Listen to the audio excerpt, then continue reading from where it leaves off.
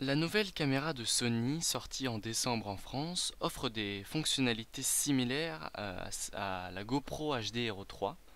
C'est le produit du marché qui s'en rapproche le plus. Donc c'est la Sony Action Cam AS15. Donc voilà la box. Si on la tourne, on voit un peu les accessoires, les deux principaux accessoires que Sony nous vend avec. Moi je vous en présenterai trois, à savoir donc celui-là qui est le kit de fixation tête étanche, l'adaptateur d'inclinaison et le roll bar la fixation de guidon en fait. Voilà. De l'autre côté, on a donc le Steady Shot qui permet d'avoir c'est un stabilisateur de mouvement en fait. Ici, grosse nouveauté chez Sony, le slow motion, donc 60 pixels, 60 images secondes et 120 images secondes, donc slow et super slow. Aussi, on a un time-lapse ici, interval still recording, qui nous permet de faire des vidéos assez sympas. Je vous montrerai ça tout à l'heure. La boîte donc, contient un casier étanche, deux fixations pour mettre sur des endroits donc comme un casque ou etc. L'adaptateur de fixation pour mettre sur le boîtier étanche. Elle est compatible en HDMI, c'est-à-dire qu'on peut la brancher sur la télé. Il faut une micro carte SD et pas une carte SD, ça faites attention. Ça fonctionne aussi avec les cartes M2 et les memory sticks. Voilà ce qu'on trouve dans la boîte. La caméra de chez Sony. Le boîtier étanche euh, à 60 mètres. Deux mounts, dont un que j'ai déjà placé sur un casque, comme vous pouvez le voir. Donc ça fonctionne parfaitement. Hop, il bouge pas. Ensuite, l'adaptateur pour fixer en dessous du boîtier. Une petite case pour mettre une batterie G qui est vendue séparément, qui est une batterie qui dure moins longtemps que la batterie que j'ai dedans. Il est vendu aussi avec la batterie normalement que j'ai déjà branchée dans la caméra. Il est vendu sans carte mémoire. Donc ici, il y a le slot pour la batterie qu'il faut tirer avec une petite diode verte. Ici, la carte mémoire que je place dans le petit endroit prévu à cet effet. Tac. Ici, j'appuie dessus. Tac. Voilà ce qu'il y a dans le package de la caméra. Il y a aussi donc un câble universel Sony, Samsung. Voilà, donc un câble universel. Ainsi que deux notices, dont une en français. D'accord, celle-là. Que je vais vous montrer ensuite. Dans la notice en français, il y a peut-être pas dans celle-là. Dans la notice en français, il y a le code Wi-Fi. Donc moi, c'est un code basique. Voilà. Le code Wi-Fi de la caméra qui est important et qu'on peut retrouver en connectant la caméra directement sur son ordinateur. Mais si on ne veut pas la connecter à l'ordinateur, bah, il est dans la notice. Voilà. Donc on va d'abord s'intéresser à la caméra de chez Sony, d'accord, et plus particulièrement au guide, d'accord, à la notice. Tac, voilà. C'est ça que je voulais vous montrer. Ici, on a le grand diagramme, donc voilà, en français. Donc il y a anglais, français, espagnol et portugais sur cette notice. Mais c'est surtout ça en fait, le diagramme permettant d'expliquer un peu tous les écrans si on appuie sur tel bouton. Donc la caméra est dotée de deux boutons Next et Preview, ce qui est pas mal parce que comme sur la GoPro, s'il y a un seul bouton et on fait défiler tout et après on revient. Ici en fait il y a Next et Preview et ici un bouton pour valider en fait son choix. On a également ici un bouton Hold qui permet de pas, donc on peut pas appuyer sur le bouton là. Voilà, là ici je peux l'appuyer. Deux micros ici stéréo et en dessous de la caméra avec un petit volet. On a ici donc la prise micro qui est, je trouve, malheureusement sur cette caméra assez inaccessible parce que aussi bien qu'elle soit dans le boîtier ou même tenue à la main comme ça, et bah pour prendre la prise micro déjà il faut ouvrir le volet, donc c'est pas très agréable. Ensuite il y a la prise ici qui est une prise caractéristique à Sony puisque c'est la prise d'accessoire, donc pour le caméscope, je sais pas si vous avez vu sur internet, ils vendent un espèce de caméscope qu'on branche sur la Sony avec un écran etc. Ici on a la HDMI ici qui permet de brancher à la télé et ici la prise de chargement. Donc après avoir branché la caméra pendant environ 3 à 4 heures, pour la première fois il vaut mieux la charger, d'accord? Et bien on peut l'utiliser. Donc comment on fait pour l'utiliser la première fois? On appuie sur Preview, la caméra démarre et on est en intervalle. Ici, pardon, on est en movie, d'accord? Donc il y a intervalle, movie, d'accord? Le film, intervalle, le setup, send, c'est pour envoyer les photos à votre smartphone, play quand on est connecté à un smartphone ou à une télé, et power off. Voilà, je l'ai éteint. Je reviens, donc voilà. Donc, movies, on peut filmer, on appuie tout simplement sur le bouton. Ça démarre, d'accord? Le décompte démarre, on voit qu'elle est stabilisée, qu'elle filme en 30p, 720 et le niveau de batterie. Voilà, on arrête, tout simplement. On a un petit bruit qu'on ne pourra pas enlever contrairement à la GoPro. L'intervalle de temps, on voit qu'il est en 10 secondes, qu'il est stabilisé et qu'on est en 120, en angle 120. Il nous reste donc 12 309 photos. Ça dépendra de votre carte mémoire. Moi j'ai une carte mémoire 16 Go. Je trouve que ça suffit amplement pour le temps de batterie qu'il y a. Il y a environ 1 heure et demie de batterie, donc ça suffit. Voilà. Les setup vidéo. Donc mode standard, mode slow, super slow, VGA et enfin HQ, High Quality. Donc 1080 en 30p, 720, donc on descend juste la qualité de l'image. On filme 2 fois plus lentement, c'est-à-dire qu'on filme au lieu de prendre 30 images par seconde, on en prend 60, donc 2 fois plus. Ici, on en prend 4 fois plus, d'accord? C'était ce que je vous parlais, le 2 et 4 fois plus en images slow, d'accord? Et le VGA, c'est la qualité de base de tous les appareils maintenant un peu techniques, je dirais. Donc c'est la qualité de base en fait. Voilà, et back. Ensuite, on a le steady shot qui doit être marqué ici, il me semble. Voilà.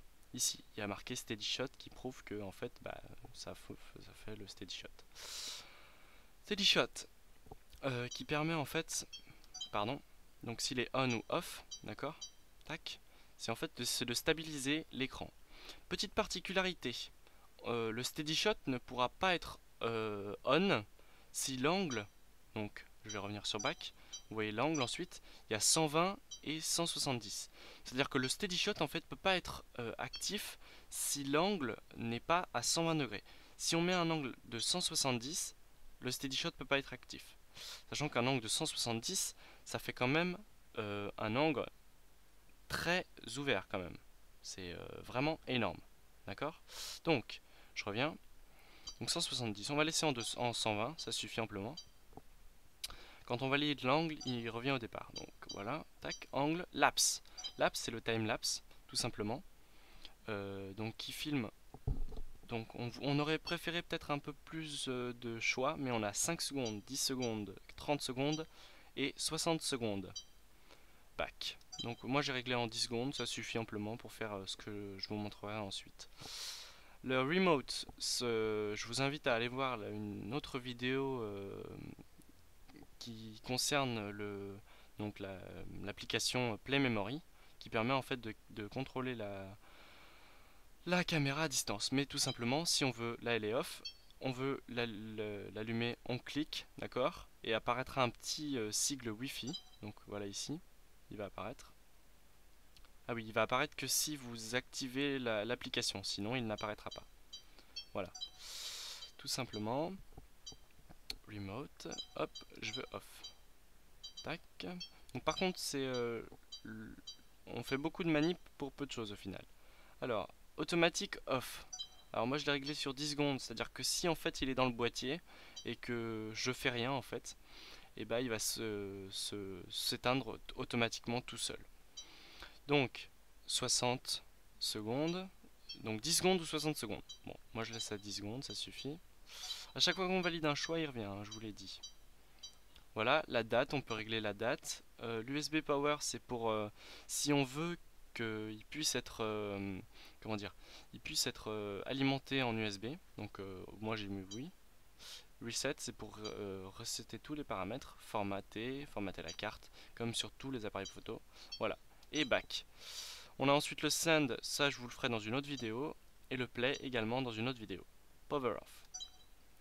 Voilà, je vous ai présenté la caméra, à savoir que si j'appuie directement sur le bouton, en fait, sans démarrer la caméra, elle va se mettre à filmer ou à mettre des intervalles, c'est-à-dire dans le dernier mode que vous avez laissé. Par exemple ici, tac, j'appuie, hop, vous voyez qu'on est en movie, et hop, ça filme.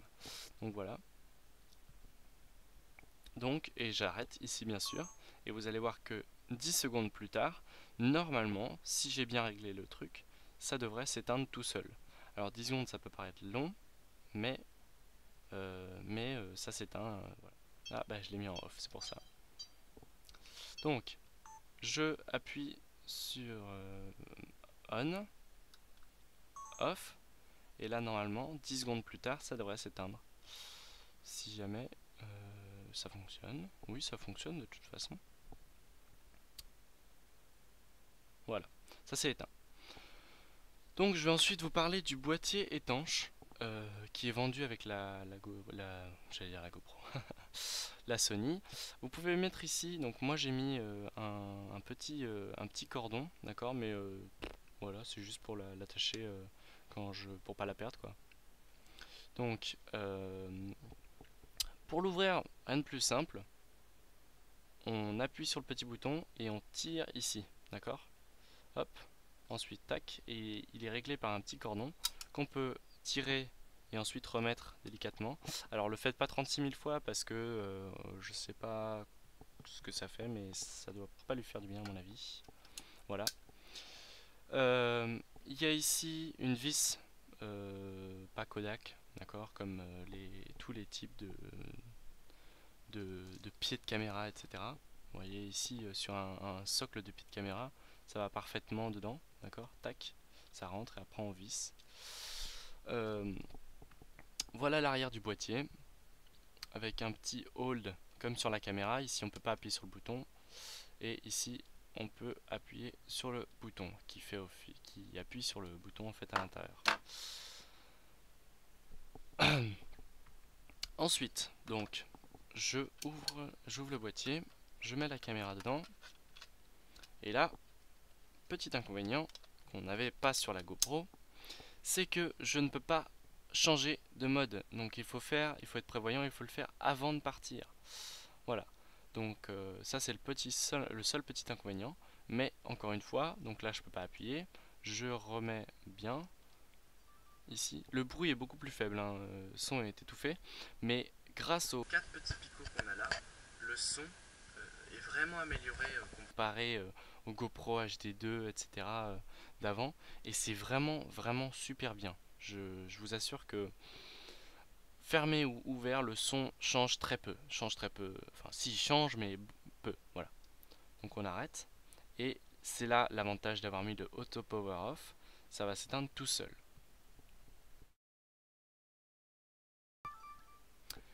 Et je vous ai pas parlé du timelapse. Voilà. Fallait me dire. Donc timelapse 10 secondes. Tout simplement, on pose la caméra, tac, on appuie, et là ça prend une photo toutes les 10 secondes. Donc les timelapse, ça sert à faire quoi? Ça sert à faire ça, ou ça, ou ça, ou ça. Voilà, enfin, j'ai vraiment testé un peu tout, d'accord? Donc le timelapse permet de faire des vidéos en accéléré, c'est-à-dire ce que vous voyez dans les films ou dans des trucs comme ça, des vidéos de nuages ou même de villes, pourquoi pas. Donc ça permet vraiment de faire des vidéos vraiment smooth, comment dire, fluides, c'est-à-dire de nuages qui se créent, de villes, de circulation. Enfin, ça peut être vraiment bien pour filmer même un voyage par exemple, d'accord? Pour avoir un avancé. Alors, pour les timelapses, je ferai une petite vidéo explicative. Le lien est dans la description pour vous expliquer un peu comment transformer toutes ces photos qui peuvent parfois être très lourdes en film fluide, d'accord. Ça prend des photos en 2 mégapixels, voilà. Je vais vous montrer donc le casque. Donc j'ai fixé tout ça simplement avec donc au dos il y a un film plastique qu'on enlève, d'accord. Je vais pas l'enlever ici. Ça c'est la fixation plate et ça c'était la fixation curve, d'accord, curviligne. Donc tout simplement ce petit truc va venir se plugger comme une GoPro pareil, sauf que ici on n'a pas on n'a plus la fixation de GoPro, on a tout simplement ce qui va en dessous. Donc ça fonctionne tout simplement avec une pièce, avec une vis, avec tout et n'importe quoi, d'accord. Moi je le fais avec les doigts parce que voilà, je sais pas, c'est facile à faire avec les doigts. Il faut faire attention que ça bouge pas, quoi. Et après tout simplement on vient pincer à l'arrière et tac, on entend un petit clip et tout simplement c'est magique, ça fonctionne, voilà, tout simplement, et on peut avoir accès au bouton.